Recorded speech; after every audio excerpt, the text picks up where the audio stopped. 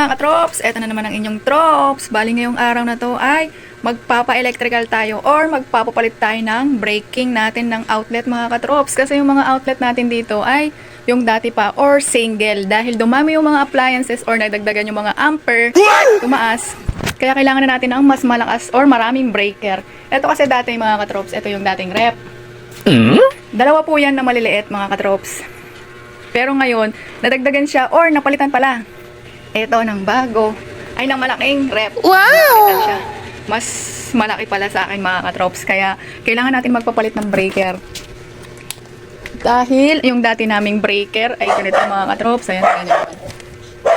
Yan yung dati naming breaker mga katrops. Oh no! Kailangan na nating papalit. Dahil single lang yun. Hindi niya nang inakaya.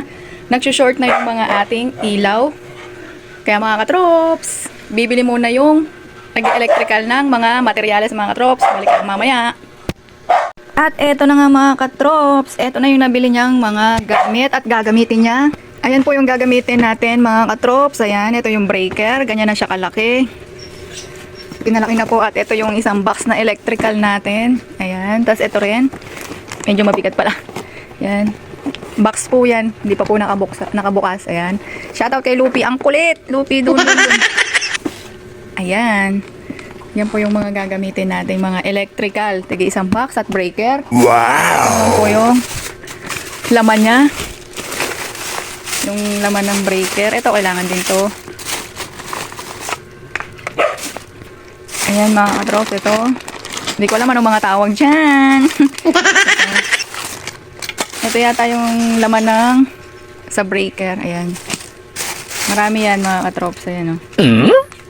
Ayan po mga katrops. Ito yung mga laman ng breaker. Makulit yung aming alaga. Ayan.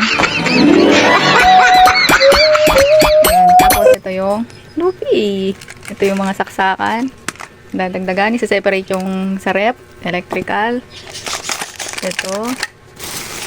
Ayan. Tsaka ito rin. Isang roll yung ganyan. Ayan po lahat ng mga gagamitin natin na mga materyales sa pag-electrical. Kaya medyo magastos mga katrops pero kailangan for the safety. Ayan po mga katrops. At ayan na nga po, uumpisa na nila, aakyat na sila sa bubong. Ayan po yung dati mga katrops. At ayan na nga po mga katrops, binabaklas na ni Kuya Jerome yung dating breaker natin mga katrops. Ang gagawin na po ni Kuya Jerome, tinanggal na yung breaker ng aircon. Ayan po mga katrops, tinatanggal na ni Kuya Jerome yung breaker na luma. Ayan, natanggal na ni Kuya Jerome. Tayo muna magbablog, wala si Madam. Namalengke si Madam. Ayan, kakabit na niya. Kakabit na ni Kuya Jerome yung panel breaker. Yan, yun yung bagong binili niya. Partida, wala pang mahawak niyan. Aww.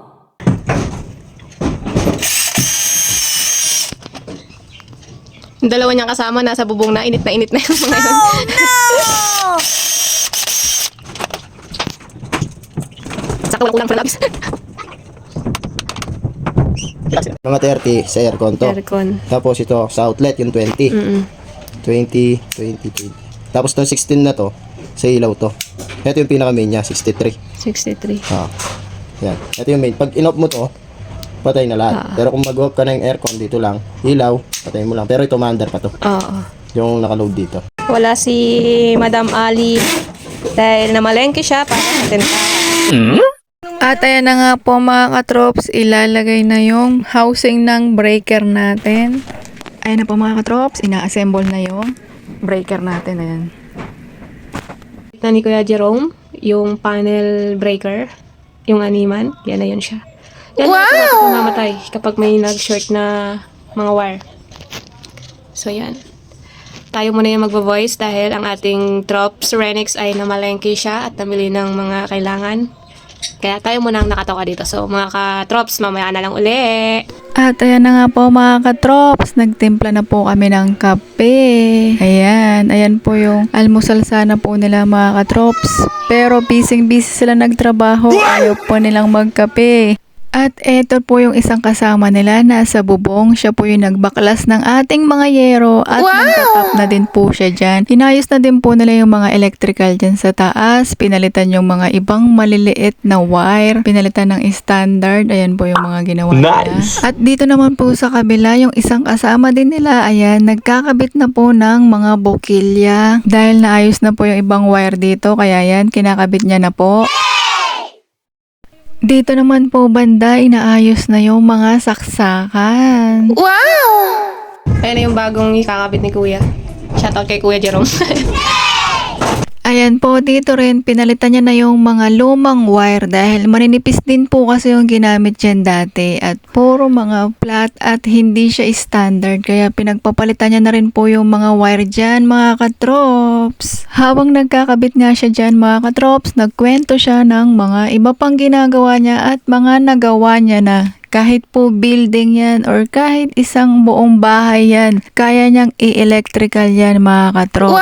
At syempre, kayo pa rin po ang masusunod kung anong gusto nyong ipagawa or ipakabit. At kahit ilan breaker pa ang gusto nyo at ipagawang saksakan para mas marami, basta kahit ano po mga katrops, kaya niya pong gawin or instalasyon yan, mga katrops. Luluto po tayo ng ulam para po sa ating mga nagtatrabaho sa bahay. So, igisa na po natin yung bawang at sibuyas. Ayan. So, ayan yung mga katrops.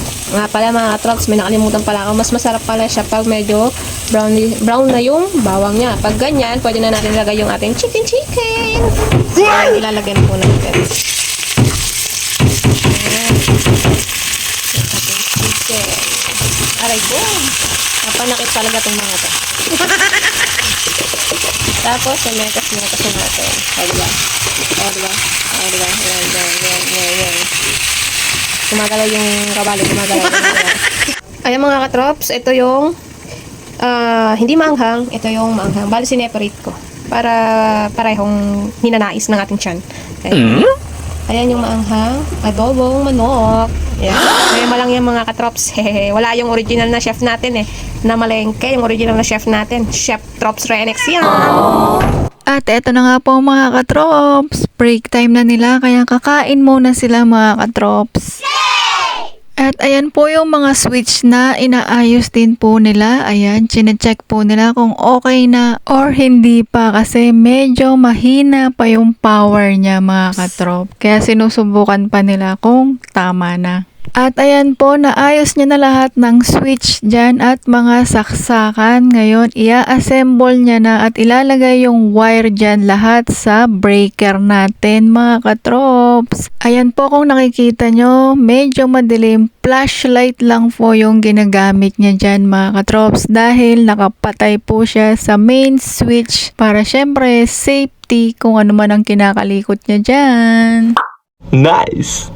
Paalala po mga katrop, sa lahat po ng mga kinalikot nilang electrical, hindi po basta-basta ang nag-electrical. Sa may mga may alam lang po mga katrops. Okay. Kaya kung wala po kayo masyadong alam, huwag nyo na pong subukan dahil ang electrical po ay delikado dahil kuryente po ang kalaban nyo dyan. Kaya po pag medyo alangan na kayo sa mga electrical nyo or switch nyo na grounded, ipacheck nyo na po yan. Ayan, nakikita nyo po, malapit na siyang matapos. Nagkakabit na lang siya ng mga molding para malinis tignan. At ayan na nga po mga katrops, ang finish ng nagawa ni Kuya Jerome. Ayan po yung breaker mga katrops. Tignan nyo naman, ang ganda. Ang linis niyan tignan. Tapos, ayan, may plastic pa po yan. Ipupush nyo lang po dito. Ayan, mabubuksan na. Ayan po siya mga katrop. Ayan. Ayan po yung breaker. Salamat po kay Kuya Jerome at sa mga kasama niyang gumawa. Kaya sa mga gustong magpagawa dyan mga katrops. Ayan. Kaya sa gusto pong magpagawa mga katrops, try nyo na.